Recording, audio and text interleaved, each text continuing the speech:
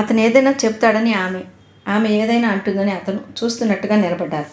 నేను నేను మీ తపస్సుకి ఏమైనా భంగం కలిగించానా?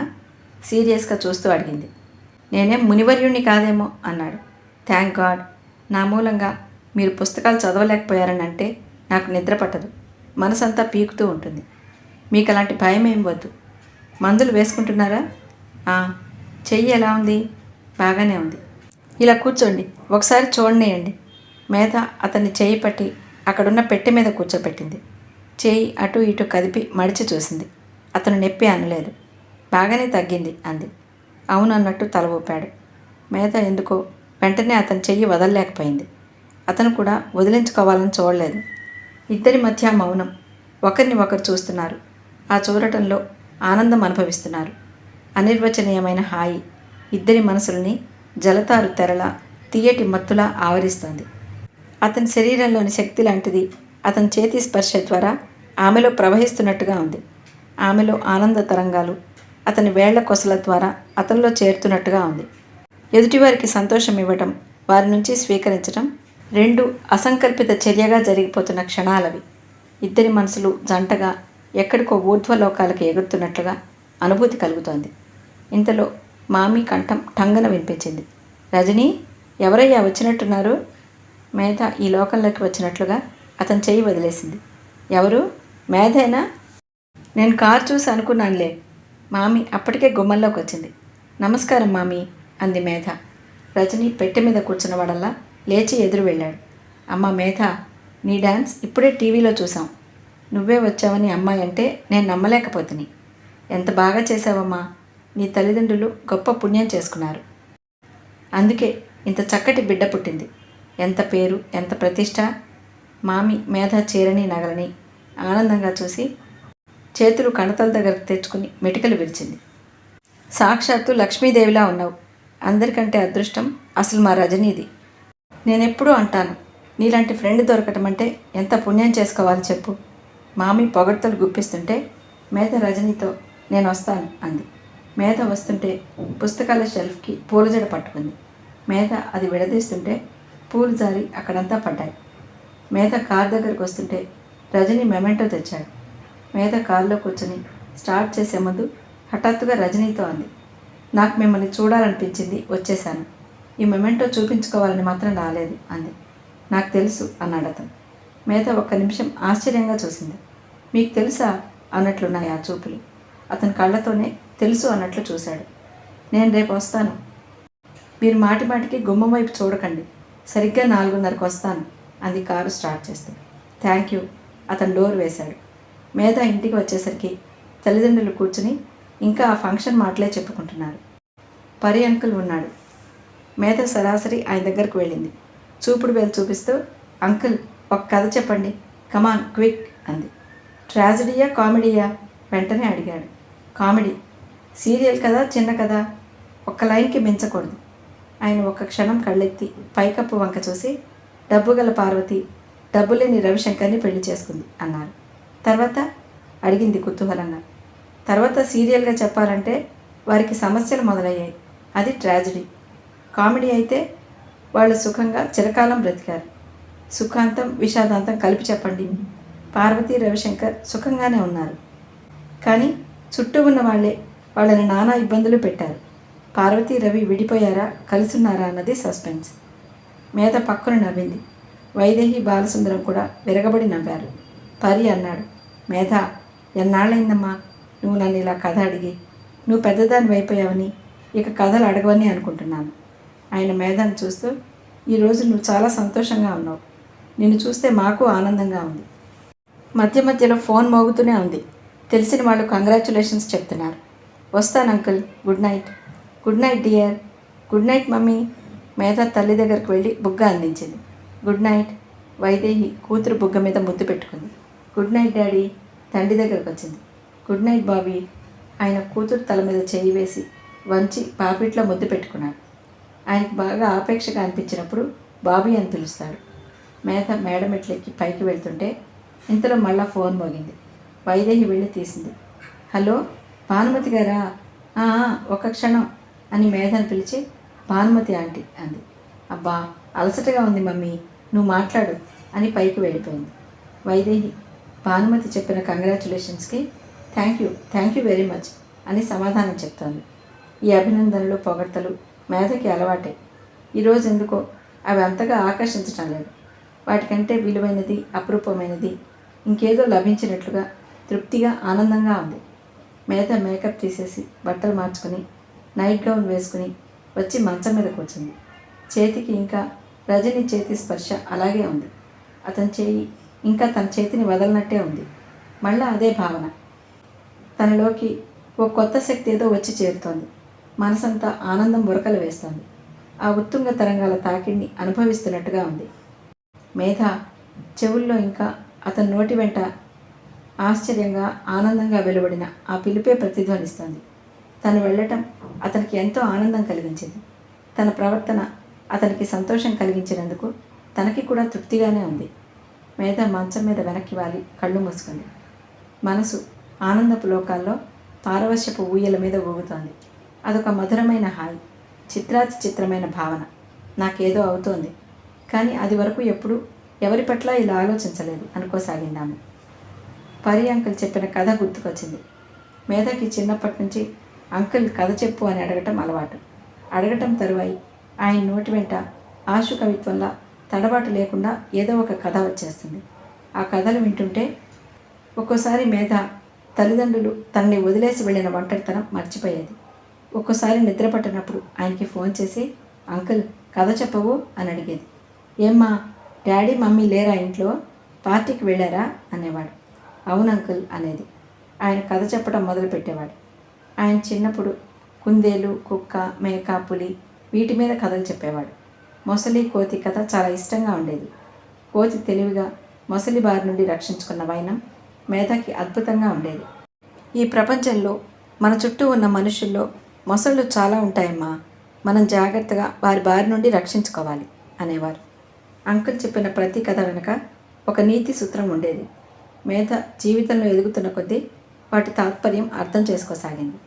పరి అంకుల్ చెప్పిన మరో కథ కూడా మేధకి చాలా ఇష్టం. ఒక సాధువు అడవిలో వెళుతూ చాలా ఎత్తుగా ఉన్న కొండవైపు చూసి ప్రసన్నంగా తల ఆడించి వెళ్ళేవాడట. కొండకి చాలా ఆనందంగా, గర్వంగా అనిపించేది. అంత గొప్ప సాధువు ఉన్నతంగా ఉన్న తనని చూసి మెచ్చుకుంటున్నాడు అని సంబరపడేదట. ఒకసారి ఆయన వెళ్తుంటే కొండ నమస్కరించి, స్వామి, రోజు చూస్తున్నాను, మీరు నా వంక చాలా ప్రసన్నంగా చూస్తున్నారు, నవ్వుకుంటున్నారు. ఆ నవ్వుకి కారణం ఏమిటి అని అడిగింది. స్వాముల వారు చిరునవ్వుతో, కొండరాజా, నీ నెత్తి మీద ఉన్న ఆ గడ్డిని చూసి నవ్వుకుంటున్నాను. నువ్వు చాలా ఎత్తుగా ఉన్నావు నిజమే, కానీ ఆ గడ్డి చూడు, నీ నెత్తి మీద ఉండటంతో అది ఇంకా ఎత్తునుంది. కష్టం నీది, అదృష్టం దానిది. ఈ ప్రపంచం తీరంతే. కష్టపడిన వారు ఒకరైతే దాని ఫలితం కష్టం లేకుండా అనుభవించేవారు మరొకరు. అందుకే ఆ గడ్డిని చూసి నవ్వుకుంటున్నాను అనేసి చక్కాపోయాడు. ఆ మాటలు వినగానే కొండకి ఉక్రోషం వచ్చేసింది. తన నెత్తి మీద ఉన్న గడ్డిని ముఖం మార్చి చూసింది. ఆ గడ్డి పరకను చూసి ఈర్ష్య కలిగింది. వెంటనే భూకంపం తెచ్చుకుని ఫెళఫెళ బ్రద్దలై చిన్నాభిన్నమైపోయింది. గడ్డి నామరూపాలు లేకుండా దాని క్రింద పడి నలిగిపోయింది. మర్నాడు సాధువు వచ్చాడు. కొండరాజు వికటాటహాసం చేస్తూ, మునివర్య, చూసారా, ఆ గడ్డిని నామరూపాలు లేకుండా చేసేశాను అన్నాడు. ముని మరింత నవ్వాడు. ఓయి కొండరాజా, గడ్డిని సర్వనాశనం చేశానని విర్రవీగుతున్నావు, కానీ నువ్వు అసలు రూపం లేకుండా పోయావు. అది గ్రహించడం లేదు. ఎంత ఉన్నతంగా ఉండేవాడివి, ఎన్ని చెట్లకి, అమాయక పశువులకి నీడనిచ్చేవాడివి, అంతా పోగొట్టుకున్నావు. చూసావా, ఈర్ష్య అనేది ఎంత పతనానికి దారితీస్తుందో. ఉన్నతమైన వ్యక్తి అల్పులను చూసి ఈర్ష్యపడితే స్వయం నాశనం తప్ప ఇంకేం మిగలదు. చూసావా, ఆ గడ్డి అక్కడ ఎలా మొలకెత్తుతుందో అనేసి తన దారిన చక్కాపోయాడు. కొండ ఏడుస్తూ కూర్చుంది. మేధకి ఆ కథ గుర్తుండిపోయింది. ఈర్ష్య అనేది మేధ దగ్గరికి రానియకుండా తనకి తానే అలవర్చుకుంది. మేధ పరి అంకుల్ చెప్పిన కథలు విని మర్చిపోయేది కాదు. వాటిల్లో ఆయన చెప్పిన నీతి సూత్రాలన్నీ జాగ్రత్తగా గుర్తుపెట్టుకునేది. ఆయన తమాషాగా చతురోక్తులతో నవ్విస్తూ చెప్పే ఆ కథలు ఆమెకి ఒక జ్ఞాన భాండారంలా తయారయ్యాయి. విచక్షణ, వివేకం నేర్పాయి. ఆ రోజు పరి అంకుల్ చెప్పిన పార్వతి రవిశంకర్ కథ విని ఆలోచనలో పడింది. తన విషయం, రజనీ సంగతి గుర్తుకొచ్చింది. నేనేమైనా అతిగా ప్రవర్తిస్తున్నానా అని సందేహంలో పడింది. అమ్మగారు భోజనానికి రమ్మంటున్నారు, వరమ్మ చెప్పింది. నేను రాను, ఆకలిగా లేదు అంది. 10 నిమిషాల తర్వాత వైదేహి లోపలికి వచ్చింది. వెంట తండ్రి కూడా ఉన్నాడు. వరమ్మ భోజనం అక్కడికే తెచ్చింది. కొద్దిగా తినమ్మా మా తల్లిగా అంది వైదేహి. ఆకలి లేదు మమ్మీ అంది. తిను బాబీ అన్నాడు తండ్రి. వైదేహి ప్లేట్లో భోజనం కలిపి మేధకి తినిపిస్తుంటే బాలసుందరం గారు వడ్డించసాగారు. మేధ ఆ రాత్రి పడుకుంటూ అనుకుంది, నా ప్రవర్తన నాకే చిత్రంగా ఉంది. నా మనసు బాగా స్థిమితపడే వరకు నేను రజనీని ఇక చూడనే చూడను అని దృఢ నిశ్చయం చేసుకుంది. మర్నాడు ఉదయం 12 గంటలు అయ్యేసరికి మేధ మనసులో చేసుకున్న కట్టుదిట్టమైన నిశ్చయం వేడిని తాకిన వెన్నెలా కరిగిపోసాగింది. మాటిమాటికి కళ్ళు తన ప్రమేయం లేకుండానే గడియారం వైపు చూడసాగాయి. నేను వెళ్ళను అని భీష్మ ప్రతిజ్ఞలా మననం చేసుకోసాగింది. కానీ మనసులో మరో భావం మెల్లిగా కదిలి తిరగబడినట్టుగా స్వేచ్ఛని పొందసాగింది. ఎందుకు వెళ్ళకూడదు అని ఒకసారి, వెళితే తప్పే ఉంది అని మరొకసారి, మాట ఇచ్చి తప్పటమా అని మరొకసారి, అతను ఎదురు చూస్తుంటాడు అని ఇంకొకసారి తర్కించసాగింది. తర్కం మారాంలోకి దిగింది. మారాం చివరికి నేను వెళ్ళి తీరాలి, పద నువ్వు అనే హఠంగా మారింది. మేధకి ఎన్నడూ లేనిది చాలా నిస్సహాయంగా అనిపిస్తోంది. విజయ్ దగ్గర నుంచి ఫోన్ వచ్చింది. మర్చిపోలేదుగా, 4 గంటలకి రావాలి, మరి ఎక్కడ మర్చిపోయానంటుందోనని గుర్తు చేశాడు. విజయ్ దగ్గరికి వెళ్తే ఇక అతను కదలనేయాడు. అదే నయం అనుకుంది. మేధ తయారై బయలుదేరిపోతుంటే రోహిణి వచ్చింది. ఓ సారీ, నువ్వు విజయ్ దగ్గరికి వెళ్తున్నావు కాబోలు. నేను ఆ మాటే మర్చిపోయాను సుమా అంది నొచ్చుకుంటూ. మేధకి నవ్వొచ్చింది. రోహిణి మర్చిపోవటమా? విజయ్ గురించిన ఏ సంగతి మర్చిపోదు. విజయ్ మనసు తనకంటే రోహిణికే బాగా తెలిసేమో. నువ్వు కూడా రావా అంది. నేనా? విజయ్ నన్ను టీకి పిలవలేదుగా అంది. నేను తోడు రమ్మని పిలుస్తున్నాను, నాతో వస్తే వద్దని అనడు. పైనుంచి నా అతిథి దేవతవి కాబట్టి నీకు రెట్టింపు మర్యాదలే దొరుకుతాయి. కానీ విజయ్, సందేహాలు మానేయి, రమ్మంటే వచ్చేయాలి అంతే అంది దారి తీస్తూ. రోహిణికి మనసులో చాలా ఆనందంగా అనిపించినా పైకి తప్పనిసరి అన్నట్లుగా ముఖం పెట్టి వచ్చింది. ఇద్దరూ విజయ్ ఇంటికి వచ్చారు. కారు హారన్ వినగానే విజయ్ తనే స్వయంగా గబగబా బయటకు వచ్చాడు. కారులో నుంచి దిగుతున్న మేధని చూడగానే హార్టీ వెల్కమ్ అని ఇంకేదో అనబోతున్న అతను అవతల డోర్ తెరుచుకుని దిగి వయ్యారంగా వస్తున్న రోహిణిని చూడగానే అతని ముఖంలో ఆనందం పాల పొంగు మీద నీళ్లు చల్లగానే పొంగు తీసేసినట్లుగా అయిపోయింది. మేధ ఆడంబరంగా రోహిణిని చూపిస్తూ, ఇదిగో రోహిణి, నా అతిథి దేవత. మనం టీ తాగుతుండగా మధ్యలో ఎవరైనా నీ క్లయింట్ వచ్చి నిన్నెత్తుకుపోతే నాకు బోరు కొట్టకుండా ఉండేందుకు తోడు కోసం నేను రోహిణిని వెంట తెచ్చుకున్నాను. తనకు ప్రత్యేకంగా నువ్వేం పెట్టనవసరం లేదు. నాకు పెట్టిన దాంట్లోనే మేమిద్దరం చెరిసగం పంచుకుంటాం అంది. విజయ్ ముఖంలో కనిపించిన ఆశాభంగం చూడగానే రోహిణి కళ్ళల్లో చివ్వున నీళ్లు రాబోతున్నాయి. ఎలాగో కష్టం మీద నిగ్రహించుకుంది. తనకి ఎలాగైనా సరే ఇక్కడికి రావాలనుంది. విజయ్కి తన రాక ఇష్టం లేదని తెలుసు.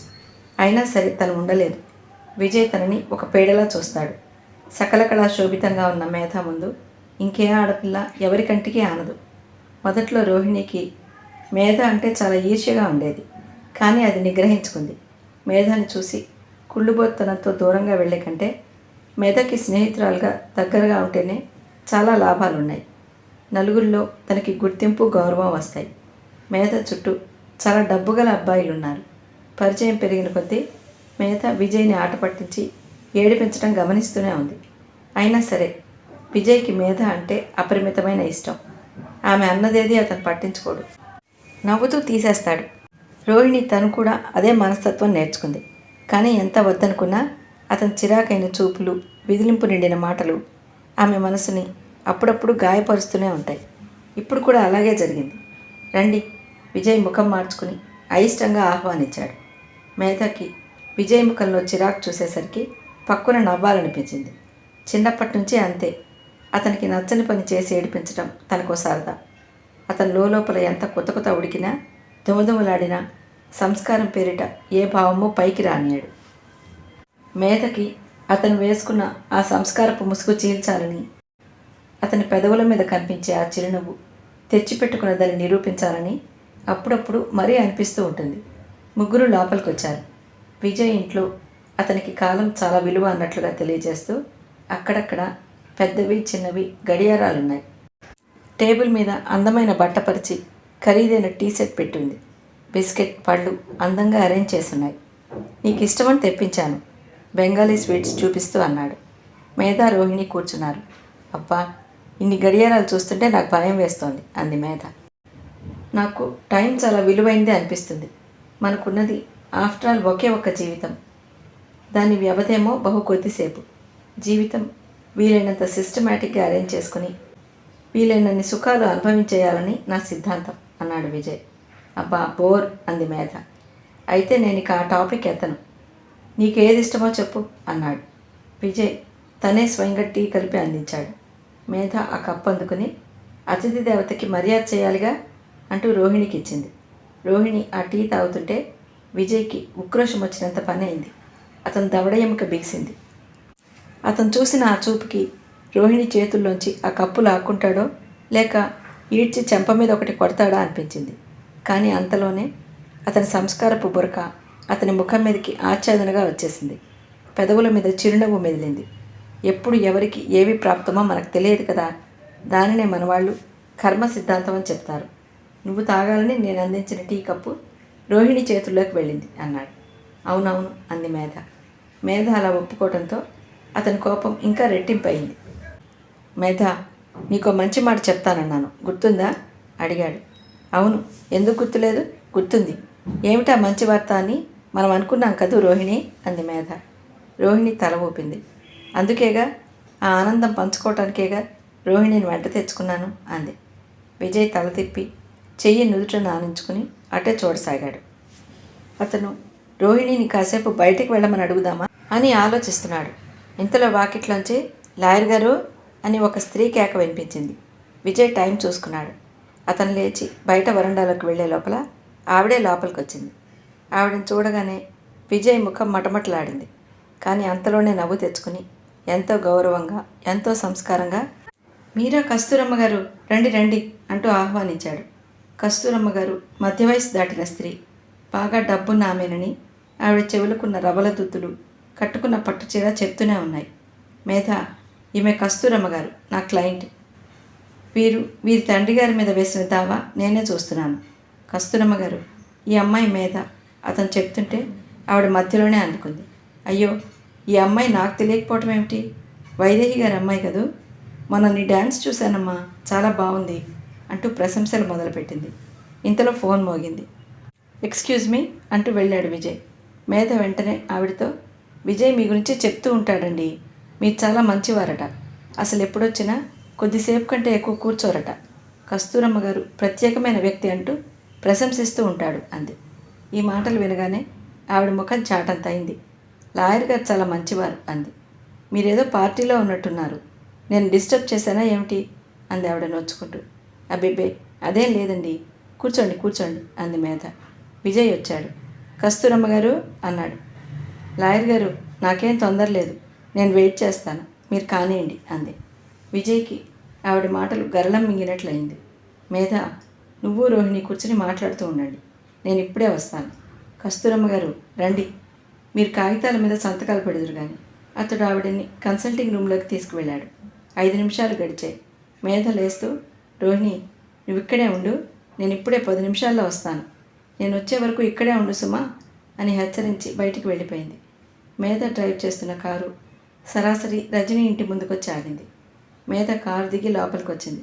తలుపు తట్టబోయింది. తలుపు తీసే ఉండటం వల్ల తెరుచుకుంది.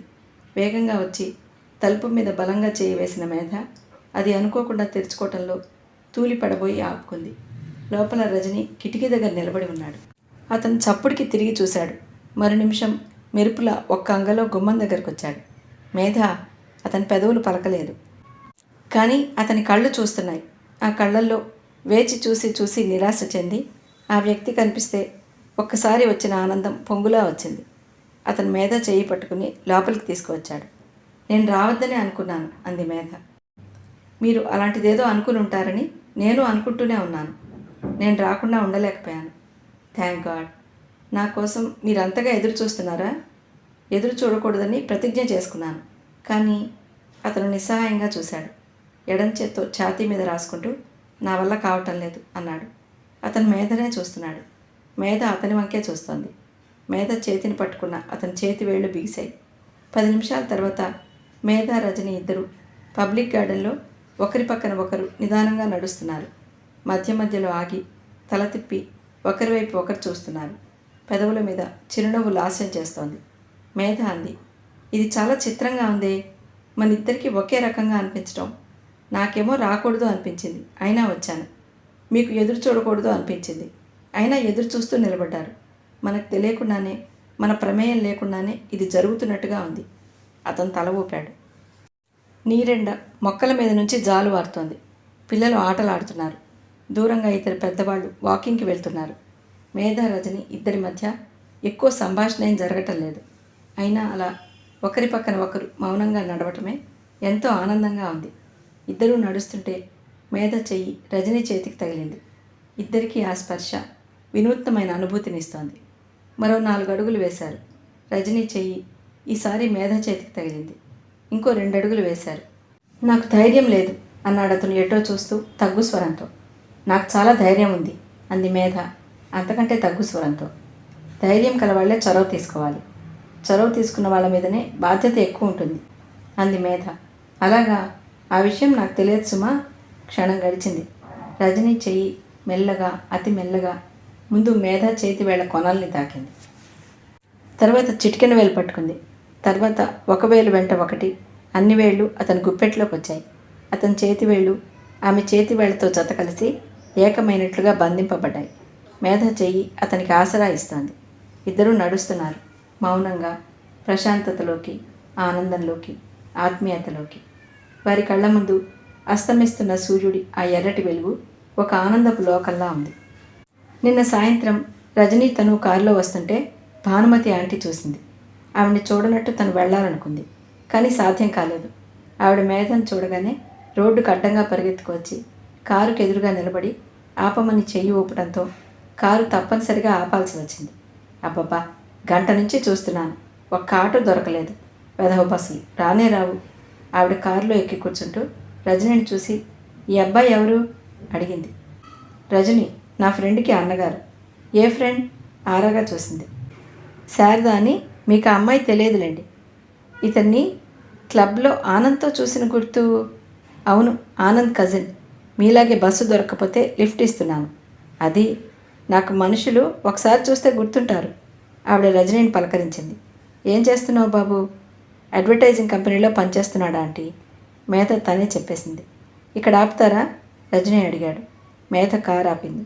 అతను దిగి thank you for the lift అనేసి వెళ్ళిపోయాడు. మేధ ఆ రాత్రంతా నిద్రపోలేదు. రజనీకి తను అలా చెప్పటం కోపం తెప్పించిందా అని మదనపడసాగింది. కోపం వచ్చే ఉంటుంది, లేకపోతే అలా ముక్తసరిగా అనేసి వెళ్ళిపోడు అనుకుంది. ఆ భానుమతి ఆంటీ మూలంగా తను అంత క్రితం పొందిన ఆనందమంతా బూడిదపాలైనట్టయింది. ఆ పొందిన సంతోషం మూలంగానే ఇప్పుడు పడే ఈ బాధ 1000 రెట్లుగా అనిపిస్తోందని మేధకు తెలియదు.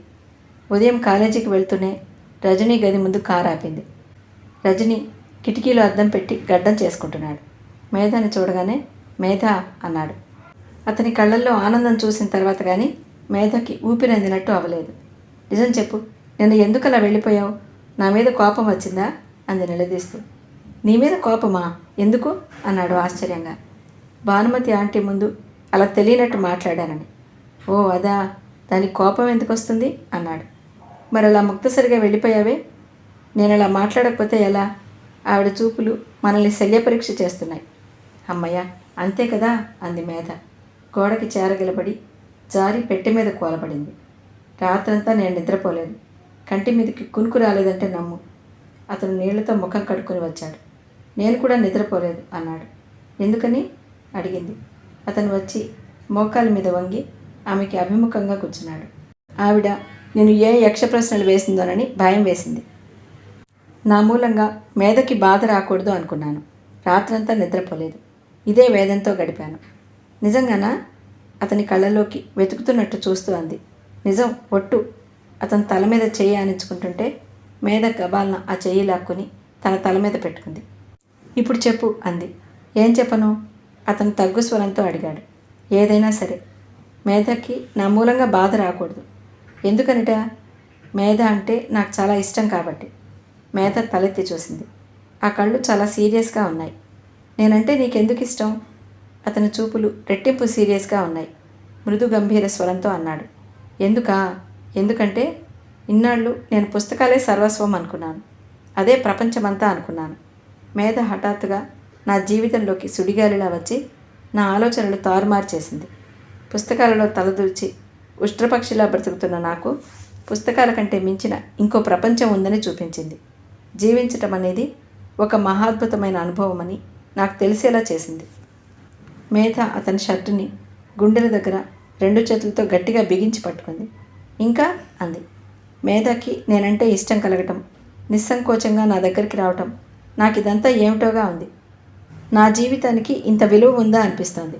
ఈ జీవితాన్ని పదిలంగా కాపాడుకోవాలని బలంగా అనిపిస్తోంది. మేధాని చూడాలని, తనతో గడపాలని నా మనసు తహతహలాడుతోంది. ఈ ప్రపంచంలో నాకెవరూ లేరు అనే భావన నా నుంచి పోయింది. అతని కంఠం గద్గదికంగా అయింది. మేధ కాస్త ముందుకి వంగింది. ముఖం అతని ఛాతీకి ఆనింది. అతని గుండెల్లో తలదాచుకుని కళ్ళు మూసుకుంది. కంపిస్తున్న కంఠంతో అంది. రజనీకి ఎలా అనిపిస్తుందో సరిగ్గా మేధాకి కూడా అలాగే అనిపిస్తోంది. రజనీ చెప్పిన మాటలకి మేధ డిటో డిటో డిటో అంటోంది. రజనీ కుడి చెయ్యి మేధ భుజాల చుట్టూ పడింది. ఎడం చెయ్యి ఆమె తల మీద ఆనింది. మేధ. రజనీ పెదవులు ఆమె నుదురు మీద చుమ్మించాయి. మేధ హఠాత్తుగా ముఖం ఎత్తింది. 2 చేతులతో అతని ముఖం పట్టుకుని దగ్గరకు లాక్కుంది. రజనీ, ఐ లవ్ యూ అంది. మేధ. మరుక్షణంలో ఆమె అతని కౌగిలిలో బందీ అయిపోయింది. ఆ రోజు మేధ ఇంటికి వచ్చింది. మెట్లెక్కి పైకి వెళ్తుంటే ఆ ఇల్లు, ఆ ఫర్నిచర్, పని మనిషి కేకలు, పిచ్చుకల చప్పుడు ఏమిటో కొత్తగా అనిపించసాగింది. తర్వాత మేధ, రజని చాలాసార్లు కలిశారు. మేధ ఒక్కోసారి కాలేజీ మానేస్తుంది. అతని రూమ్కి వెళ్ళటం ఆలస్యం, మామీ వచ్చేస్తుంది. ఆవిడకి మేధ అంటే ఎక్కడలేని ఆసక్తి. మీ అమ్మని నాన్నని ఒకసారి పరిచయం చేసుకుంటాను, మీ ఇంటికి వస్తాను అని మొదలుపెట్టింది. ఆవిడ భర్తకి హృద్రోగమట, తండ్రికి పరిచయం చేయమంది. ఆవిడ కొడుక్కి ఉద్యోగం కావాలట, తల్లిని అడుగుతానంది. మేధకి భయం వేసింది. ఆ మామీ గొడవ పడలేను, నేనింక నీ గదికి రాను అంది మేధ. నేనే ఆ మాట చెప్దామని అనుకుంటున్నాను అన్నాడు రజని.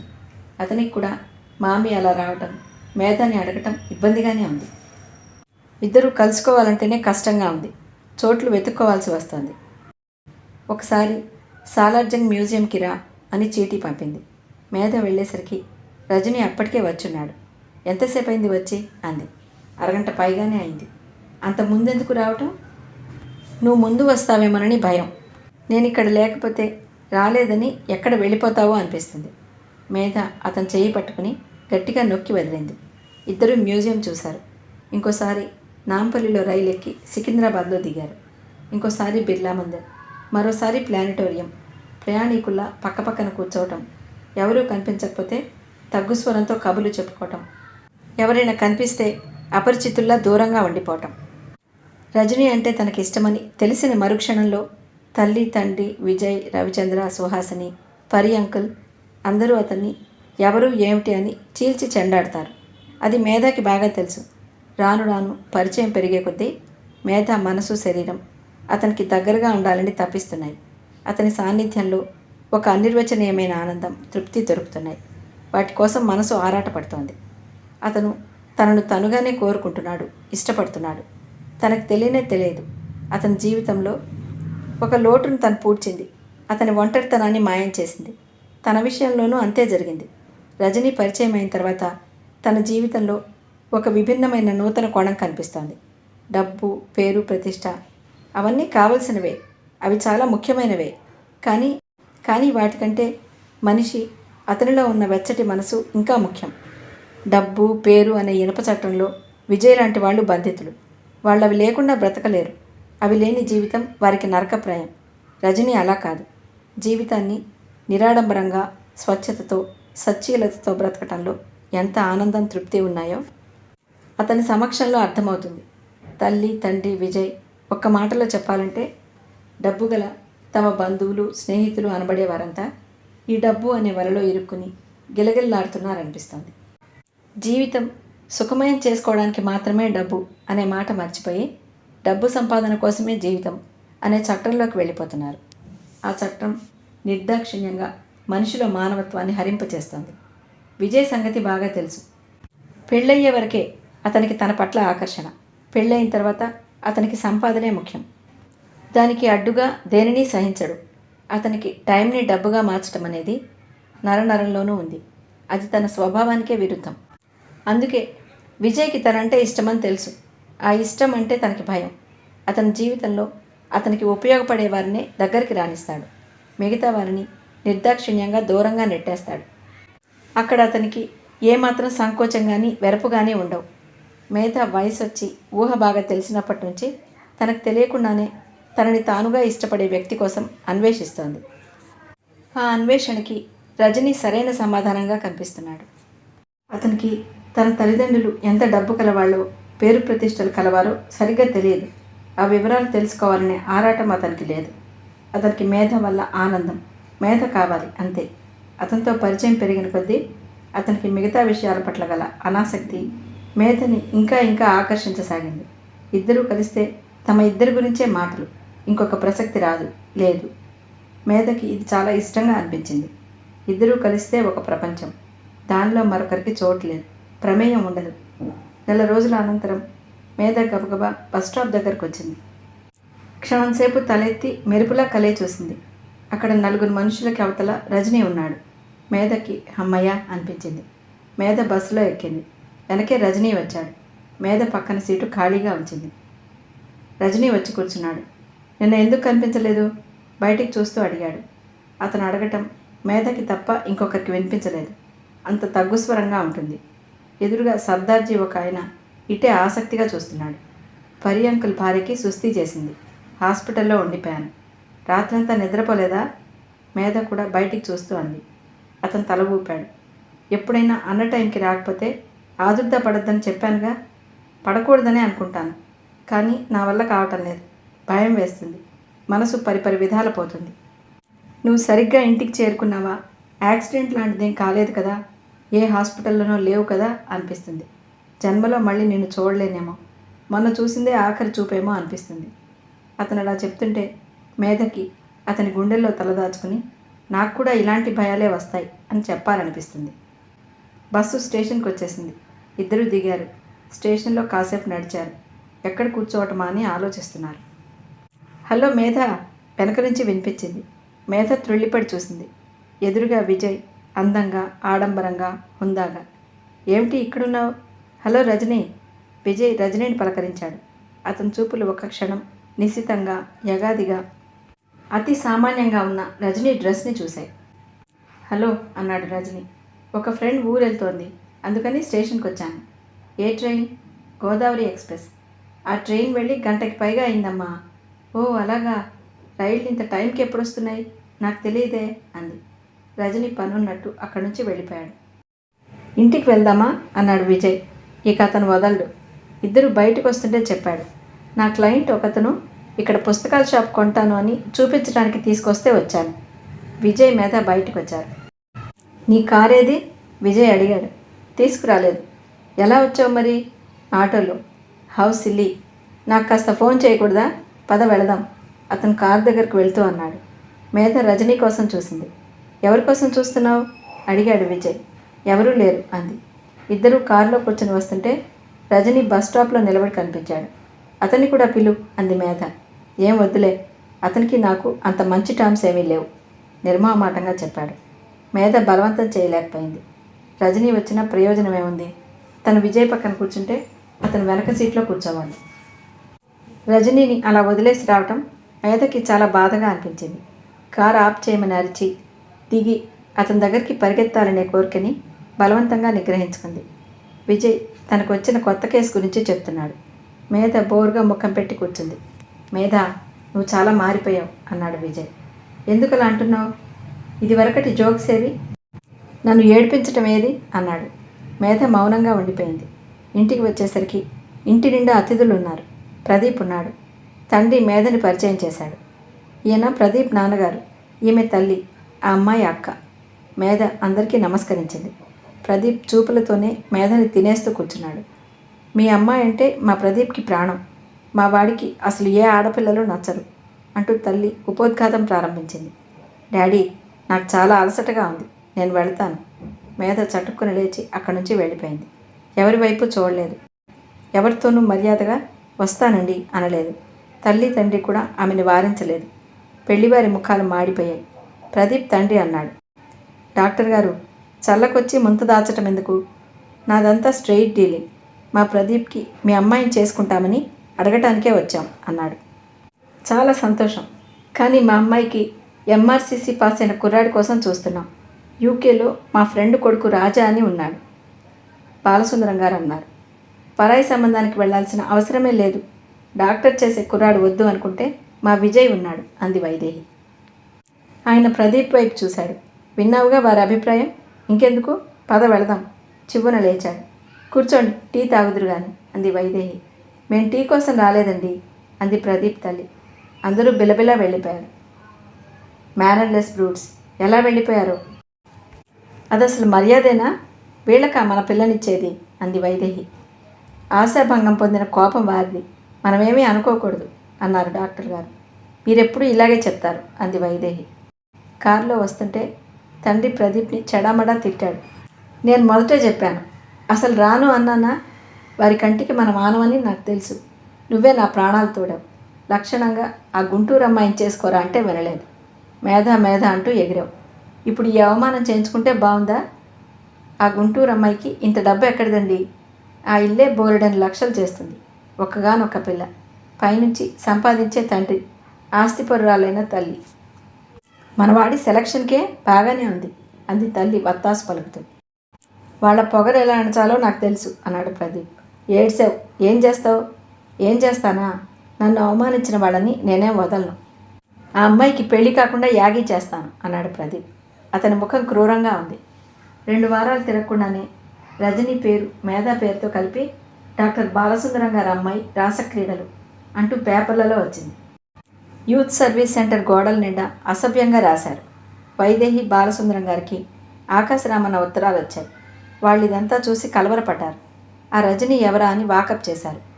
రజనీ రవిచంద్ర ఫ్రెండ్ అని, ఆనంద్ కజిన్ అని తెలిసింది. ఆనంద్ వచ్చాడు.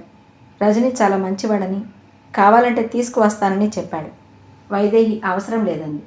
రవిచంద్ర కూడా రజనీ చాలా మంచి వ్యక్తిని, అతనికి పుస్తకాలు గొడవ తప్ప ఇంకేదీ పట్టదని, ఆడపిల్లల వైపు కన్నెత్తి చూడడని అన్నాడు. సుహాసిని, పేపర్లో మనం మేధా చేత రజనీ ఎవరు నాకు తెలియదు, ఇది గిట్టనివాడు చేసిన ప్రచారమని ఒక స్టేట్మెంట్ ఇస్తే అంది. ఇంకా నయం, అదే పెద్ద పబ్లిసిటీ అవుతుంది అన్నాడు పరి అంకుల్. ఇతను అసలు ఎక్కడివాడు? తండ్రి ఏం చేస్తాడు అని అడిగారు బాలసుందరం గారు. తల్లి తండ్రి లేరు, అసలు అతనికి ఎవరూ లేరు అన్నాడు రవిచంద్ర. ఏం చేస్తుంటాడు? అడ్వర్టైజింగ్ కంపెనీలో పనిచేస్తున్నాడు. ఇప్పుడు అది కూడా లేనట్లుంది అన్నాడు. రజనీతో కలిసి మేధ 2-3 సార్లు కనిపించిన మాట వాస్తవమే. అయితే మాత్రం మేధ ఎంతమందితోనో కలుస్తుంది, మాట్లాడుతుంది. ఇది ప్రదీప్ కావాలని చేశాడని ఆరా తీయగా బాలసుందరం గారికి అర్థమైంది. ఆ రోజు సాయంత్రం మేధ యూత్ సర్వీస్ సెంటర్కి వచ్చింది. అక్కడ ప్రదీప్ స్నేహితులు ఉన్నారు. మేధని చూడగానే, హాయ్, చిలక జంట లేకుండా ఒంటరిగా వచ్చింది రోయ్ అన్నాడు సీను. మేధ వెనక్కి తిరిగింది. సరాసరి అతని దగ్గరికి వెళ్ళింది. ఈడ్చి అతని చెంప మీద కొట్టింది. ఏయ్, ఏమిటా దురుస్తనం? ప్రదీప్ వచ్చి చెయ్యి పట్టుకున్నాడు. ఇంతలో విజయ్ అక్కడికి రానే వచ్చాడు. ఇది చూడగానే అతను మండిపడ్డాడు. వెంటనే వచ్చి ప్రదీప్ చెయ్యి పట్టి లాగి ఎడాపెడా కొట్టాడు. ప్రదీప్ అతని మీద కలబడ్డాడు. ప్రదీప్ బలశాలి అవటంతో విజయ్కి ముఖం మీద భుజానికి దెబ్బలు బాగా తగిలాయి. సమయానికి సోమసుందరం పరి అంకుల్ రావడంతో బలిసిన ఆంబోతుల్లా కుంభుకుంటున్న ఆ ఇద్దరినే విడదీశారు. ఇంకో అబ్బాయితో తిరిగిన ఆ ఎంగిలి విస్తరిని నువ్వేం పెళ్లి చేసుకుంటావురా అన్నాడు ప్రదీప్. పళ్ళు రాలగొడతాను అన్నాడు విజయ్. ఈ గొడవ విన్న వైదేహి హడలిపోయింది. మేధతో, నువ్వు కొన్నాళ్ళు ఆ యూత్ క్లబ్కి వెళ్ళొద్దు, అతన్ని కాదన్నామని ఆ ప్రదీప్ బాగా కక్షగా ఉన్నాడు అంది భయంగా. నువ్వు అలాంటి పిరికితనమేమీ నూరిపోయిన అవసరం లేదు. మేధని మామూలుగా తిరగని, ఆ ప్రదీప్ గారి సంగతి విజయ్ చూసుకుంటాడు అన్నారు డాక్టర్ గారు. ప్రదీప్ మీద కేసు పెట్టించి పోలీసుల చేత అరెస్ట్ చేయించాడు విజయ్. ప్రదీప్ బెయిల్ మీద విడుదలయ్యాడు. విజయ్కి బాగా దెబ్బలు తగిలాయి. చేతులకి తలకి కట్టు కట్టారు. మేధ రోజు వచ్చి అతన్ని చూస్తోంది. మందులు ఇంజెక్షన్స్ తనే ఇస్తోంది. మేధ, నువ్వు ఇక ఆ ప్రదీప్ గారి గురించి ఏం భయపడకు. వాడు పెద్ద రోగ్. ఒక అమ్మాయిని మోసం చేస్తే ఆ అమ్మాయి స్లీపింగ్ పిల్స్ తిని చచ్చిపోయింది. వాడి కూపి నేను లాగాను. వాడి భరతం పడతాను అన్నాడు. ఈ పూట ఎలా ఉంది అంది మేధ. దెబ్బలు కాస్త బాగానే తగిలాయనుకో, అయినా ఆనందంగానే ఉంది అన్నాడు. అదేమిటి? మేధ కోసం ఇలా తన్నులు తిన్నానని గుర్తుకొస్తే చాలా సంతోషంగా ఉంది తప్ప బాధ అస్సలు లేదు. విజయ్ చాలా ఆవేశంతో చెప్పాడు. మేధ, నా మనసు ఇంకా నీకు తెలియలేదా? నా జీవితం నీకే అర్పితం. నీకోసం ఏం చేయమన్నా చేస్తాను. ఏం చేయమన్నా చేస్తావా? నిప్పుల్లో ఉరకమంటే ఉరికేస్తాను. చెప్పు, ఈ మేడ మీద నుంచి దూకేయమంటావా? అంత పని వద్దులే, అవసరమైనప్పుడు అడుగుతాను. కాదనకుండా సాయం చేస్తే చాలు. నువ్వు అడగటము నేను కాదనటమునా? అది ఈ జన్మలో జరగదు. ఇంతలో రోహిణి చూడటానికి వచ్చింది. విజయ్ ముఖం తిప్పేసుకున్నాడు. మీకు ఇష్టమని క్యాబేజీ కొబ్బరి కూర చేసి తెచ్చాను. వంటల ద్వారా మగవాళ్ళని ఆకట్టుకోవాలనుకునే ఆడాళ్ళంటే నాకు అసహ్యం అన్నాడు విజయ్. గిన్నె వంట ఇంట్లో పెట్టడానికి వెళ్తున్న రోహిణి ఈ మాట వింది. ఎందుకలా అంటావు పాపం, తను నీకు ఇష్టం కదా అని తెస్తే. మేధ మద్దలించింది. రోహిణి వచ్చి కూర్చుంది. విజయ్ కళ్ళు మూసుకున్నాడు. రోహిణి, నువ్వు విజయ్ దగ్గర కాసేపు కూర్చుంటావా? నేను ఇప్పుడే వస్తాను. 3:30కి జ్వరం నోట్ చేయి. ఆ క్యాప్సూల్స్ ఇవ్వు. రోహిణి తల ఊపింది. మేధ వెళ్ళిపోయింది. కొద్దిసేపు అయింది. విజయ్ కళ్ళు తెరిచాడు. రోహిణి థర్మామీటర్ తెచ్చి ఇచ్చింది. నాకు జ్వరం లేదు అన్నాడు చిరాగ్గా. మేధ చూడమని చెప్పింది అంది. అతను వెంటనే థర్మామీటర్ అందుకుని నోట్లో పెట్టుకున్నాడు. జ్వరం లేదు. రోహిణి చూసి చెప్పి మళ్ళా కూర్చుంది. అతనికి ఒళ్ళు మండిపోతుంది. నాకు మేధ అంటే చాలా ఇష్టం కసిగా చెప్పాడు. రోహిణి నవ్వింది. నాకు తెలుసు అంది. మేధ నేను పెళ్లి చేసుకోబోతున్నాం అన్నాడు. తెలుసు, కంగ్రాచులేషన్స్ అంది. నీ నటన నా దగ్గర కాదు. మేధతో స్నేహంగా ఉంటావు, కానీ నీకు లోపల మేధ అంటే చాలా ఈర్ష్య. రోహిణి ఎటో చూస్తూ కూర్చుంది. ఆ కళ్ళు కోపంతో బగ్గుమనటం అతను గమనిస్తూనే ఉన్నాడు. నా దగ్గరకు వస్తే నేను ఇలాంటి మాటలే అంటాను. నువ్వు రావటం ఎందుకు? ఈ మాటలు పడటం దేనికి? రోహిణి మాట్లాడలేదు. కొద్దిసేపు అయింది. విజయ్కి కోపం తగ్గింది. చిన్న ముఖం చేసుకుని కూర్చున్న రోహిణిని చూస్తే జాలేసింది. టైం చూసి రోహిణి మందు తెచ్చి ఇచ్చింది. ఇన్ని మాటలు అంటాను, నా మీద కోపం రాదా నీకు? అడిగాడు. రోహిణి ఒక్కసారి పెద్దగా ఏడ్చేసింది. అతనికి ఆశ్చర్యం వేసింది. ఆ ఏడుపుకి అతని మనసు కరిగిపోయింది. నేను అప్పుడప్పుడు తిక్కగా మాట్లాడతానులే, నువ్వు పట్టించుకోకు. నాకు ఒళ్ళు మండితే నా నాలుక మీదకి ఏ మాట వస్తుందో నాకే తెలియదు అన్నాడు. మేధ వచ్చేసరికి రోహిణి, విజయ్ నవ్వుకుంటూ కబుర్లు చెప్పుకుంటున్నారు.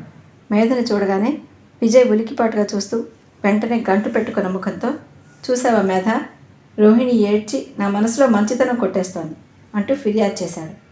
రోహిణి ఏడవటం వల్లనే తను అలా మంచిగా మాట్లాడాల్సి వచ్చిందని అతను లోపల బాధపడసాగాడు. అతనికి నిజంగానే ఒళ్ళు మండిపోతుంది. తనకి దెబ్బలు బాగానే తగిలాయి. మేధ కట్టుకట్టింది. చూడటానికి రోజు వస్తోంది. మేధతో కలిసి కమ్మటి కబుర్లు చెప్పుకోవాలని అతని మనసు ఆరాటపడుతోంది. మధ్యలో పిలవని పేరంటల్లా ఈ రోహిణి తయారు. సాయంత్రం దాకా వెళ్ళదు. వెళ్ళమని తను నిర్మోహమాటంగా చెప్పలేడు.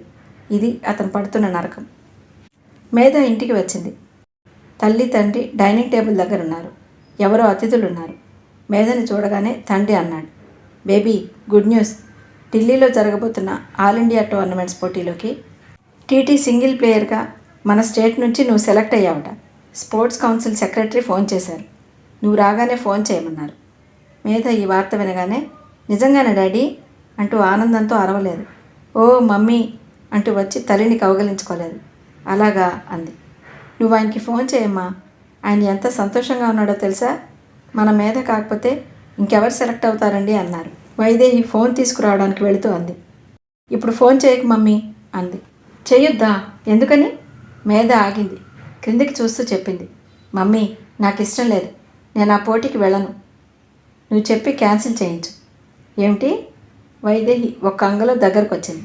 కూతురు చేయి పట్టుకుంటూ, ఏమిటి నువ్వనేది? నేను టీటీ పోటీలో పాల్గొనను మమ్మీ. నాకు ఇష్టం లేదు. ఇష్టం లేదా? ఎందుకని? దాని ప్రాక్టీస్కి బోలెడంత టైం కావాలి. నాకు కుదరదు. నేను చదువుకోవాలి. వైదేహి భర్త వైపు ఇదేమిటి అన్నట్టు వింతగా చూసింది. ఆయన భార్యని ఊరుకోమన్నట్టుగా చూశాడు. ఓకే బాబీ, సరే, మనం రేపు మాట్లాడుకుందాంలే అన్నారు. ఇదేమిటండి అని వైదేహి అంటుంటే, నువ్వు ఊరుకో అని కసిరారు. ఆవిడ అర్థం చేసుకున్నట్టుగా ఊరుకుంది. వైదేహి టేబుల్ దగ్గర కూర్చొని భోజనం చేస్తున్న వారిని పరిచయం చేసింది. రామలింగం గారు 18వ తేదీన బ్రిటిష్ క్వీన్ హైదరాబాద్ వస్తున్నారట. ఆ రోజు కల్చరల్ ప్రోగ్రాంలో నీ డ్యాన్స్ అడగడానికి వచ్చారు. నేను ఓకే అని చెప్పాను. చాలామంది విఐపీలు వస్తారట. కూర్చోరా, భోజనం చేయి. వైదేహి కూతురికి ప్లేట్లో వడ్డిస్తూ ఉంది. మేధ కూర్చుంది. అన్నం కెలుకుతున్నట్లుగా తింటోంది.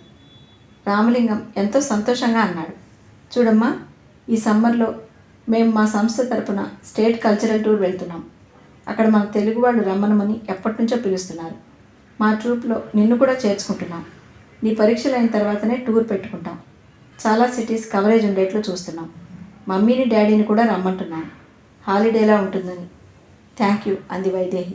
మేధ తలెత్తి, నాకు వీలు కాదండి, నాకు రావాలని లేదు అంది. అంతవరకు నవ్వుతూ చెప్తున్న ఆయన తికమక్కగా చూశాడు. 18వ తేదీన ప్రోగ్రాం కూడా నేను ఇవ్వను. నాకు చదువుకోవాల్సిన పని చాలా ఉంది. మేధ నిర్మోహమాటంగా చెప్పిన ఆ తీరుకి అందరూ అవాక్కైనట్టు చూడసాగారు. వైదేహి ముఖం వెలవెలపోయింది. బాలసుందరం గారు మొదట తెల్లబోయినా వెంటనే సర్దుకున్నారు. చూడండి రామలింగం గారు, అమ్మాయికి ఇప్పటికే చాలా వ్యాపకాలున్నాయి. అసలు రెస్ట్ లేకుండా పోతోంది. నిజం చెప్పాలంటే నా మనసులో మాటే అమ్మాయి చెప్పింది. నా నోటి నుంచి రావాల్సిన మాటలే తన నోటి వెంట వచ్చాయి అనేశారు. అదేమిటి సార్? అతను అయోమయంగా చూశాడు. క్షణం క్రితం దంపతులిద్దరూ ఎంతో ఉత్సాహంగా టూర్ గురించి మాట్లాడారు. హాలిడేగా ఉంటుందని, తామిద్దరూ స్వంత ఖర్చుల మీద వస్తామని అన్నారు. వైదేహి మాట్లాడలేదు. మేధ లేచి చేయి కడుక్కుని వెళ్ళిపోయింది. వాళ్ళు వెళ్ళిన తర్వాత వైదేహి చాలా పెద్ద గొడవ చేసింది. అంతా నీ ఇష్టమేనా? వాళ్ళకి చెప్పే పద్ధతి అదేనా? నీకు ఇష్టం లేకపోతే నాతో చెప్తే నేను మర్యాదగా రేపో ఎల్లుండో వాళ్ళకి మనసు నొచ్చుకోకుండా ఇంకేదో కారణం చెప్పుండేదాన్ని అంది. మేధ మాట్లాడలేదు. మౌనంగా క్రిందికి చూస్తుండిపోయింది. వైదేహి ఏడ్చేసింది. మనం ఎంత జాగ్రత్తగా ప్రవర్తిస్తే ఈ పరువు మర్యాద అనేవి ఉంటాయో తెలుసా? ఇవి పోగొట్టుకోవాలంటే క్షణం పట్టదు. ఈరోజు వాళ్ళ ముందు నువ్వు నన్ను చాలా అవమానం చేశావు. వాళ్ళు ఏమనుకుంటారు? తల్లిదొక మాట, కూతురిదొక మాట అని నవ్వుకోరా? తప్పకుండా నవ్వుకుంటారు. సారీ మమ్మీ అంది మేధ చిన్న కంఠంతో. అబ్బబ్బా వైదేహి, కాస్త దానికి ఎందుకంత పెద్ద గొడవ చేస్తావు? బాబీ చెప్తే చెప్పింది. అందులో నాకేం తప్పు అనిపించడం లేదు. బాబీ, నువ్వు వెళ్ళి రెస్ట్ తీసుకోమ్మా. మీ అమ్మ ఈ మధ్య మరీ హిస్టీరికల్గా తయారవుతోందిలే అన్నారు. మేధ అక్కడి నుంచి వెళ్ళిపోయింది. ఏమిటి, నేను హిస్టీరికల్గా తయారవుతున్నానా? ఎప్పుడైనా ఇలా జరిగిందా? నాకు పిచ్చెక్కేట్టు తను చేస్తే తప్పులేదు. నేను అరిస్తే నేను పిచ్చిదాన్ని అని చెప్తున్నారా మీరు? వైదేహి భర్త మీద విరుచుకుపడింది. వైదేహి, నీకు జ్ఞానం లేకుండా పోతుంది. నువ్వు మేధని సరిగ్గా చూసావా? ఎప్పుడైనా బాబీ అలా ఉందా? తను ఎందుకు అశాంతిగా ఉంది? నిన్న మొన్న ప్రదీప్ చేసిన గొడవ బాబీ మనసుని కలవరపరుస్తోందేమో. తను అసలు చాలా ముభావంగా ఉంటుంది. మనం అది గమనించాల్సింది పోయి డ్యాన్స్, టీటీ అంటూ ఒత్తిడి చేయకూడదు. మనకి ముందు బాబీ ముఖ్యం, తర్వాతనే అవి. అవునా కాదా? వైదేహి కోపం తగ్గిపోయింది. మంచి సంబంధం చూడండి, మనం త్వరగా పెళ్లి చేసేద్దాం అంది. పెళ్లి కంటే బాబీని మనం ఎక్కడికైనా తీసుకువెళ్ళటం ముఖ్యం అన్నారు ఆయన. ఎక్కడికి వెళ్దాం? వచ్చే వారం మెడ్రాస్లో శివరాం కూతురి పెళ్ళుందిగా, మెడ్రాస్ వెళ్దాం. అక్కడ నుంచి సౌత్ టూర్ వెళ్దాం అన్నారు ఆయన. అలాగే అంది వైదేహి. మామూలుగా వారిద్దరి అభిప్రాయాలు చుక్కెదురుగా ఉంటాయి. కానీ కూతురు విషయం వస్తే ఇద్దరూ అవి మర్చిపోయి ఒకటిగా ఉండటానికి ప్రయత్నిస్తారు. ఇద్దరికీ కూతురంటే ప్రాణమే. ఈ ప్రాణప్రదమైన కూతుర్ని అన్ని విధాలా తగిన వ్యక్తి చేతిలో పెట్టాలని వారిద్దరి ఆరాటం. మేధ వచ్చి మంచం మీద కూర్చుంది. తల్లిని తండ్రిని బాధ పెట్టానే అనే బాధ మనసుని కృంగదీస్తోంది. అంతకంటే వేదనాభరితమైన విషయం ఇంకోటి జరిగింది. మధ్యాహ్నం మేధ రజనీ గదికి వెళ్ళింది. గది తాళం వేసింది. మామీని అడిగితే గది ఖాళీ చేసి వెళ్ళిపోయాడని చెప్పింది. ఎక్కడికి వెళ్ళాడో తెలియదు. ఊరు వెళ్ళిపోతానని అన్నాడట. ఏ ఊరో తెలియదట. మేధ మనసు పాతాళంలోకి కృంగిపోతోంది. రజనీ తనతో చెప్పకుండా అలా ఎందుకు వెళ్ళిపోయాడు? ఏం జరుగుంటుంది? మేధకి తన చదువు, డ్యాన్స్, టీటీ అన్నీ విసుగొచ్చేస్తున్నాయి. ఈ ప్రపంచంలో రజనీ ఏ మూల ఉన్నా వెతికి పట్టుకుని అతని ఒడిలో తలదాచుకుని నన్ను వదిలి ఎప్పుడూ అలా వెళ్ళకు అని చెప్పాలనిపిస్తుంది. రజనీ ఎక్కడున్నాడు? ఏం చేస్తున్నాడు? తనని గురించి ఆలోచిస్తున్నాడా? అసలు అలా కనీసం విషయమైనా తెలియకుండా మాయమైపోవడానికి మనసు ఎలా ఒప్పింది? మేధ దిండులో ముఖం దాచుకుంది. చేయి చాచి కిట్టీని దగ్గరకు తీసుకుంది. కిట్టీ, రజనీ వెళ్ళిపోయాడు. ఇక నా కంటికి కనిపించడేమో. నేనేం చేయాలి అనుకోసాగింది. రజనీ తను కలిసి గడిపిన దృశ్యాలు గుర్తుకు వస్తున్నాయి. తనంత పిచ్చిది. రజనీతో నన్ను వదిలి ఏది ఏమైనా సరే నువ్వెప్పుడూ వెళ్ళొద్దు అని వాగ్దానం తీసుకోవాల్సింది. తీసుకోలేదు. తనకి మాట ఇస్తే అతను వెళ్ళుండేవాడు కాదు. మేధకి ఇదేదో తన తప్పే అనిపించసాగింది. దాంతో బాధ 1000 రెట్లు పెరిగింది. అది ఆమె మనశ్శాంతిని దహించసాగింది. నాకెక్కడికి వెళ్ళాలని లేదు మమ్మీ, నేను మెడ్రాస్ రాను, నువ్వు డాడీ వెళ్ళిరండి అంది మేధ. బాబీ, అలా అనకు, మనం ఈ పెళ్ళికి వెళ్ళి తీరాలి. వాళ్ళు మనకి చాలా కావాల్సిన వాళ్ళు. డాడీ అందుకే అన్ని పనులున్నా వీలు చేసుకుని వస్తున్నారు అంది వైదేహి. ఆ పెళ్ళి, ఆ బంధువులు, ఆ కబుర్లు నాకు బోర్ మమ్మీ, నన్ను చంపకండి మీరు. కూతురి నోటి నుంచి అంత మాట వినేసరికి వైదేహి కళ్ళల్లో నీళ్లు తిరిగాయి. పోనీ నీకు ఏది సంతోషమో చెప్పు, మేము అదే చేస్తాం అంది వైదేహి. నన్ను వదిలేయండి మమ్మీ. పెళ్ళిళ్ళని, ఊళ్ళ ప్రయాణాలని, డ్యాన్స్ ప్రోగ్రామ్ అని, ఆటలని నన్ను ప్రాణాలు తీయద్దు. నాకు అవేవీ ఇష్టం అనిపించడం లేదు. నాకుగా నన్ను ఒంటరిగా వదిలేసి నన్నెవరూ పలకరించకుండా ఉంటే చాలు. నాకు అదే ఆనందం. నన్ను మీరంతా రక్షించిన వారవుతారు. మేధ పుస్తకం తీసుకుని అక్కడి నుంచి లేచి వెళ్ళిపోయింది. వైదేహి నిశ్చేష్టురాలైంది. మేధేనా ఇలా మాట్లాడేది? అసలు బాబీకి ఏమైంది? ఆ చలాకీతనం, హుషారు, నవ్వులు అన్నీ మాయమైపోయాయేమిటి? ఆవిడకి చాలా ఆదుర్దాగా అనిపించింది. సాయంత్రం ఫ్యామిలీ డాక్టర్ రంగనాథం గారు వచ్చారు. వచ్చారా అంకుల్? రండి, మమ్మీ ఇలాంటిదేదో చేస్తుందని నేను అనుకుంటూనే ఉన్నాను అంది మేధ. మేధ, నేను ఊరికే వచ్చానమ్మా అన్నారాయన. నా దగ్గర దాచకండి అంకుల్, మమ్మీ మిమ్మల్ని పిలిపించింది. నిజం చెప్పండి, అవునా కాదా? చాలా తెలివిగల అమ్మాయివి. మమ్మీ ఫోన్ చేసినప్పుడు ఆవిడేదో అనవసరంగా ఆదుర్దా పడుతోందని అనుకున్నాను. కానీ నిన్ను చూస్తుంటే ఆవిడ ఆదుర్దా అబద్ధం కాదని, అసంగతం కాదని తెలుస్తోంది. ఏమిటమ్మా అలా చిక్కావు? ఒంట్లో బాగుంటుందా? ఆయన మేధని పరీక్ష చేశాడు. ఆకలేస్తుందా? జ్వరం వచ్చినట్టు అనిపిస్తుందా? మరి ఎలా అనిపిస్తుంది? ఎవరితోనూ మాట్లాడబుద్ధి కాదు. ఆటలన్నా డ్యాన్స్ అన్నా ఇష్టం పోయింది. నాకుగా నేను ఒక మూల కూర్చుని ఏ పుస్తకమో చదవబుద్ధి వేస్తుంది. ఇది వ్యాధి అంటారా అంకుల్? వ్యాధి కాదు. అప్పుడప్పుడు మనిషికి రోజు తను చేసే పనుల మీద విసుగు వచ్చేస్తుంది. ఇంకేదో కొత్తవి కావాలనిపిస్తుంది. ఇందులో ఏదో తిరకాసుంది. నువ్వు దేనికో మదన పడుతున్నట్టుగా ఉంది. లేకపోతే ఎన్నడూ లేనిది ఆ కళ్ళ క్రింద చారలేమిటి? మేధ చప్పున 2 చేతులు జోడించి దండం పెట్టింది. అంకుల్, మీకు దండం పెడతా. ఆ మాట గట్టిగా అనకండి. మమ్మీ ఇప్పుడు ఏడ్చేసి గొడవ చేసేస్తుంది. నేనేం అనను. నేను చెప్పిన ప్రిస్క్రిప్షన్ నువ్వు పాటించాలి. మరి చెప్పండి, ఏమిటది? నువ్వు మమ్మీ డాడీతో మెడ్రాస్ పెళ్ళికి వెళ్ళిరా. ఒక్కోసారి చోటు మారితే మనసులో ఉన్న విసుగు కూడా పోతుంది. నువ్వు వెళ్ళకపోతే మమ్మీకి డాడీకి నీ ఆరోగ్యం ఏమీ బాగాలేదని చెప్పేస్తాను. అంకుల్ చూపుడు వేలు చూపించింది. చాయిస్ నీకే వదిలేస్తున్నా. నువ్వు పెళ్ళికి వెళ్ళి అలా తిరిగి వస్తే మామూలుగా అయిపోతావని నా నమ్మకం. వెళ్ళనంటావా? అసలు ఈ నిర్లిప్తత ఏమిటో మేమంతా కలిసి శోధించి తెలుసుకోవాల్సిందే. ఆయనకి మేధ అంటే చాలా ఇష్టం. చిన్నప్పటి నుంచి ఎరిగిన వ్యక్తి. మేధ ఆయన్ని ఎలా బెదిరించి ఏడిపిస్తుందో ఆయన కూడా అలాగే ఏడిపించి బెదిరిస్తాడు. మేధ కాస్త ఆగి, నేను ఊరు వెళ్తాను అంది. వెరీ గుడ్ అన్నారు ఆయన. మేధ ఊరు వస్తుందని ఆయన చెప్పగానే వైదేహి చాలా సంతోషపడింది. ఆయన మేధ ఆరోగ్య విషయంలో కంగారు పడాల్సిందేమీ లేదని చెప్పారు. మనిషి అప్పుడప్పుడు బోర్ అనే వ్యాధితో నిర్లిప్తంగా అయిపోతాడు. ప్రస్తుతం మేధ అలాంటి బాధలోనే ఉంది. ఊళ్ళు తిరిగితే మేధ మామూలుగా అయిపోతుందని చెప్పాడు ఆయన. వైదేహి ఆయనకి మనసారా కృతజ్ఞతలు చెప్పుకుంది. మేధ ఊరు ప్రయాణానికి సిద్ధపడింది. కానీ బయలుదేరినప్పటి నుంచి సడుగుడు, చిరాకు మొదలుపెట్టింది. నాకు ఇన్ని చీరలొద్దు, అది పెళ్ళా లేక ఫ్యాషన్ పెరేడా అంటూ తల్లి సర్దిన చీరలు తీసి పారేసింది. నేను నగలు పెట్టుకోను, గంగిరెద్దులా ఎందుకు అసలు నగలు అంది. వైదేహి బాధపడినా పైకేమీ అనలేదు. కూతురికి ఊరు రావటం ఇష్టం లేదు. తన బలవంతం వల్ల వస్తోందని, ఆ అయిష్టత ఇలా చాటుతోందని అర్థం చేసుకుని మౌనంగా ఉండిపోయింది. ముగ్గురు మెడ్రాస్ వెళ్ళారు. మేధ పెళ్లిలో ముభావంగా ఉంది. బంధువులు ఎవరితో కలవలేదు. మేధ కళ్ళ ముందు రజనీ రూపమే కదులుతోంది. మనోనేత్రం అహర్నిశలు అతనితో కలిసి తిరిగిన చోట్లు, చెప్పుకున్న కబుర్లు అదే లోకల్లా చూస్తోంది. ఏమయ్యాడు రజనీ?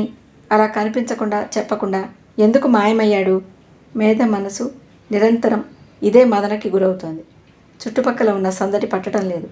అక్కడేం జరుగుతోందో చూడాలనే ఆసక్తి రవంత కూడా లేదు. ఆమె శరీరం మాత్రమే అక్కడుంది.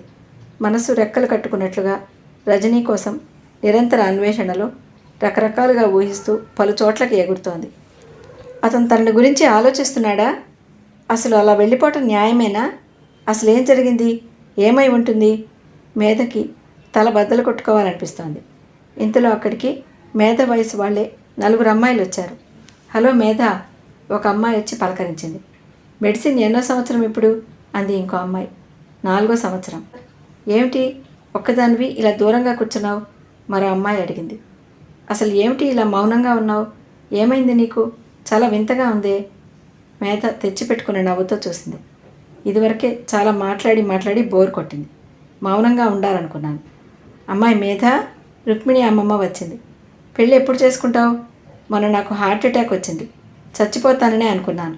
నీ పెళ్ళి చూడాలనుందే అమ్మా. మీ అమ్మతో నాన్నతో ఇప్పుడే చెప్తున్నా, వెంటనే మేధ పెళ్లి చేయండి అని. మేధకి విసుగు పుట్టిపోతుంది. తెచ్చిపెట్టుకున్న నవ్వులు, పై మర్యాద నటనలు మేధ వల్ల ఇక కావటం లేదు. బ్యాగ్ తీసుకుంది. మమ్మీ, నేను ఇప్పుడే వస్తాను. కళ్యాణి వాళ్ళ అక్క ఈ ఊర్లోనే ఉంది, చూసి వస్తాను అని చెప్పేసి బయటికి వచ్చేసింది. రోడ్డు మీద నిలబడిన మేధకి ఎవరూ తనని పలకరించకుండా తమ దారిని తాము పోతున్న ఆగంతకులను చూస్తే హాయిగా అనిపించింది. గట్టిగా ఊపిరి పీల్చుకుంది. ట్యాక్సీ ఎక్కి మౌంట్ రోడ్లో దిగి నడవసాగింది. స్పెన్సర్స్లోకి వెళ్ళింది. కాసేపు అవి ఇవి చూసి బయటకు వచ్చింది. మనసు హైదరాబాద్ వెళ్ళిపోవాలని ఆరాటపడుతోంది. ఒకవేళ రజనీ వస్తే అక్కడికి? రజనీ వచ్చినా ఫోన్ చేసినా వరమ్మని వెంటనే ఇక్కడికి ఫోన్ చేయమని చెప్పి వచ్చింది. వరమ్మ ఫోన్ చేయలేదు. తనే ఆదుర్దా పట్టలేక ఇంటికి ఫోన్ చేసింది. వరమ్మ, నా కోసం ఎవరైనా వచ్చారా?